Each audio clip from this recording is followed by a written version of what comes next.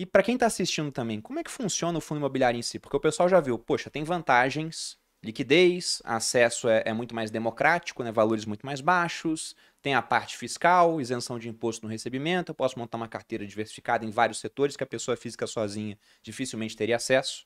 Não sei quem consegue comprar um shopping, uma fazenda inteira aí, né, que está assistindo. Mas como é que funciona a estrutura? Como é que se surge, assim, se cria um fundo de investimento? Quer contar aí um pouquinho? É bem simples, na verdade, Bruno. O fundo, ele é uma entidade jurídica que possibilita a comunhão de recursos de vários investidores. Então, o fundo em si, ele não é uma empresa, né? A gente fala que ele não tem personalidade jurídica. Tem um administrador que representa ele, que faz toda a parte regulatória e, via de regras, tem um gestor. No caso dos nossos fundos, a Quiné é a gestora, que vai decidir o que comprar com os recursos oriundos dos investidores. Então, é uma comunhão de vários milhares, hoje falando em fundos imobiliários, a gente tem fundos até com 100 mil cotistas. As pessoas aportam dinheiro nesse fundo quando é uma oferta inicial ou um follow-on. Lembrando que os fundos são listados, então você pode depois trocar de mão, independente de quem entrou na oferta inicial, que é o mercado secundário. E esses recursos vão sendo investidos gradativamente, seja em imóveis, seja em CRIs. E o gestor fica encarregado dessa tomada de decisão. Então, dando um exemplo prático aqui, vamos supor que a gente decida criar o fundo imobiliário dos boludinhos. Nosso fundo. A gente faz uma oferta inicial, coloca lá... Eu gosto que os convidados não têm a menor noção do que você falou. Do nosso Fala apelido? Numa A gente naturalidade. tem um apelido entre a gente que vazou para os 2 milhões mais íntimos, que é de boludinhos. A gente se chama assim. Os dois gestores fazem gestão de bilhões de reais. Os boludinhos. Então, mas dando exemplo, vamos lançar o fundo imobiliário dos boludinhos. Aí eu falo, pessoal, a gente quer lançar o fundo, a cota vai custar R$100, vocês compram a cota, esses R$100 vem para o fundo, a gente começa a alocar em imóveis. Vai comprando os imóveis e aí a gente é obrigado, por legislação, a distribuir 95% do que a gente tem de resultado dentro de um semestre. Ou seja, vai sobrar dentro do fundo só 5%. E aí, com esses 5%, dificilmente eu consigo comprar um novo imóvel. Mas aí eu vejo o mercado desabando, um monte de imóvel barato. Eu chego para a Malu e falo, amor, vou fazer uma nova emissão de cotas. A gente faz uma nova emissão de cotas, geralmente para quem já é cotista dá um descontinho. Aí o pessoal coloca dinheiro no fundo para que a gente possa comprar mais imóveis. Foi isso que o Flávio falou de follow-on, por exemplo, para quem não tinha pego esse termo. E aqui no Brasil já temos fundos imobiliários com valor de mercado de bilhões, o que até pouco tempo atrás não existia. E Exatamente. vocês acham que essa indústria está só no começo? Pensando, por exemplo, em mercado americano, vocês têm essa comparação? Acha que vai chegar até aquele nível de ter fundo imobiliário com milhares de imóveis, por exemplo? Eu acho que a tendência, assim, e é muito parecido com o que aconteceu lá fora, aconteceu aqui. Hoje você tem uma indústria lá que é trilhão de dólares, né? E numa quantidade muito pequena de entidades, né? De fundos. É que lá, na verdade, é um trust, né? Ele é uma empresa. Aqui no Brasil, como a gente não tem essa questão, até umas dificuldades jurídicas, então a gente fez como fundo imobiliário. Então hoje você tem muitos fundos, acho que a gente tem mais ou menos a mesma quantidade já, só que num volume muito menor. Então, eu acho que cada vez mais isso é uma tendência que você vê fundos de estratégia. Eu não tenho mais o fundo do ativo A, do ativo B. Eu tenho um fundo de shopping, eu tenho um fundo de escritório, ou eu tenho um híbrido, que é uma combinação. Exatamente porque isso permita que você faça os follow-ons, vá crescendo. E a vantagem de você ser um fundo maior é que você participa de ativos maiores, tem mais liquidez na bolsa. Quando eu quero entrar e sair do fundo, isso é uma questão importante. Eu diversifico o risco, porque eu vou conseguindo ter vários ativos, vários inquilinos, várias localidades. Então, isso é importante para o investidor. E eu cada vez mais consigo competir pelos melhores ativos, que são os grandes ativos, com volume grande, que no passado você não tinha, os fundos não conseguiam participar. Mas hoje você tem fundo comprando prédio, a gente comprou aqui, né? Fundo de 1 bilhão. Às vezes a gente faz um consórcio entre fundos e compra partes, assim, e faz um acordo ali para gerir o ativo, assim. Isso é bem importante, porque você vai entrando cada vez para uma categoria maior, mais sofisticada, e de novo, mas o seu investidor com R$100 ele consegue participar de todo esse ecossistema aqui. Então acho que isso é bem importante, eu acredito muito que vai andar. Quando você olha o mercado americano, por que ele é tão grande no alternativo? Porque ele ficou muitos anos com taxa de juros muito baixa na renda fixa. E aí, necessariamente, você tem que migrar para crédito, para infra, para outras coisas. No Brasil, você sempre tem o investidor brasileiro ainda tem um pouquinho de esperança que o CDI vai voltar rápido e ele vai poder de novo colocar na renda fixa. Essa memória ainda é muito forte, assim. Mas não é muito, estruturalmente não é uma coisa muito viável, porque legal, tá pagando juros agora, mas alguém, assim, você tá desacelerando a economia, as empresas estão sofrendo porque tomaram dívida, você inviabiliza novos projetos, geração de emprego, tem uma série de consequências de você ter um juro muito alto. Então, estruturalmente, você deveria trazer o juro para um patamar mais normal. Não acho que vai ser o juro que a gente viu lá atrás, mas isso vai fazer com que mais dinheiro migre.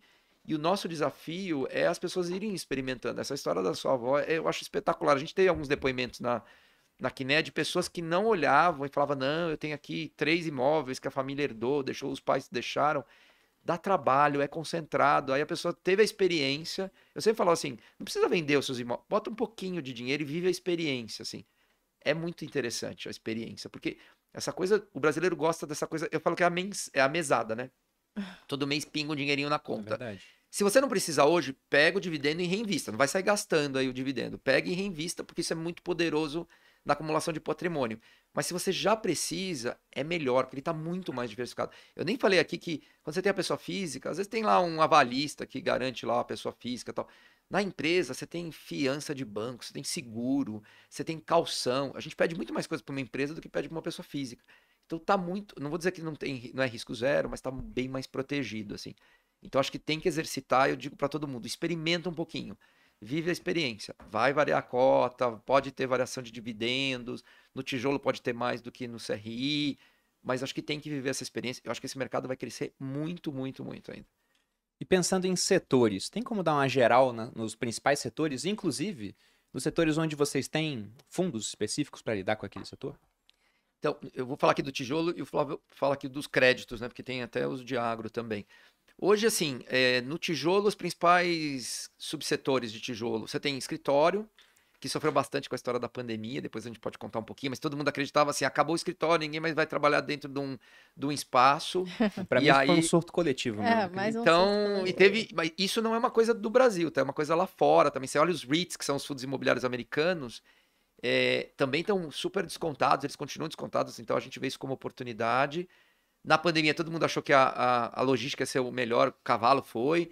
Também largou um pouco o shopping. Então você tem escritório, não, que sofreu na pandemia com a história do home office. Aí você Sim. tem shopping, que ficou lá uns 3 meses não pagando dividendo, e todo mundo dizendo, bom, agora que eu compro na internet, o shopping acabou. E não é verdade, porque shopping no Brasil não é um centro de compra só. Ele é conveniência, ele é segurança, climatização. E segurança para mim é a coisa mais importante, né? Num país que você fica preocupado, você tem que ter 2 celulares e porque os negócios do banco estão no celular, tem que deixar em casa quando você sai na rua. O shopping é um refresco importante, assim. E pra gente eles estão dentro da cidade, está próximo da sua casa. Não é um negócio que você pega o carro, vai até longe para ir ao shopping. Ele tá ali, é muita conveniência. Então você tem escritório, shopping, logística, que foi muito bem na questão da pandemia, você teve um crescimento importante. Você tem hospital, uma classe menor, começa a ter um pouquinho de residencial, que é uma classe lá fora muito grande. Acho que a gente está ainda começando a testar, né, como uma nova classe. Tem o que a gente chama de renda urbana, que são fundos que têm ativos de logística com contratos atípicos, são contratos que o inquilino não pode devolver o imóvel, cancelar o aluguel por um bom período. E aí normalmente você tem universidades e lojas de varejo, supermercados. Então é uma classe importante. Tem uma outra classe hoje que são os Fund of Funds, que o mandato deles eu não sei o que eu escolho, não sei se é melhor estar em shopping ou em escritório ou em CRI, você delega para o gestor para ele fazer a seleção. Hoje é mais ou menos uns 10% do IFIX, lá que é que é a composição do mercado, é uma classe também interessante para os iniciantes. Eu diria que as principais estão aí, e aí eu deixo o Flávio aqui falar um pouco de que tem de crédito aí, que hoje é um percentual importante do mercado de fundo imobiliário. 40%, né? Mais ou menos. Hoje até mais, né? Eu acho. Está quase em 50%, talvez. Hoje a indústria tem um valor de mercado de 140 bilhões de reais. Boa parte disso já virou fundo de CRI. E aí a gente, na verdade, está em todos esses outros setores, financiando esses imóveis. Então, os fundos de CRI, via de regra, estão associados a imóveis de logística, prédios de escritório, shopping centers. Então, ali é sempre uma derivada do tijolo. A gente pode financiar qualquer tipo de imóvel. Os mais comuns são os shoppings, galpões logísticos e prédios de escritório. Até para completar o que o Carlos estava comentando de mercado americano, uma estatística interessante. Hoje o nosso mercado é de 150 bi de reais. O valor de mercado dos fundos, de todos os fundos do Brasil. Micro. Você tem nos Estados Unidos vários REITs, né, que são os fundos de investimento imobiliário lá, com valor de 30 bilhões de dólares. Ou seja, um fundo nos Estados Unidos, e você tem vários deles, são uma... Não é para a gente sentir... Sentimento de vira-lata, não. Pra botar não é potencial, complexo né? de inferioridade, mas é uma indústria Só que a realidade.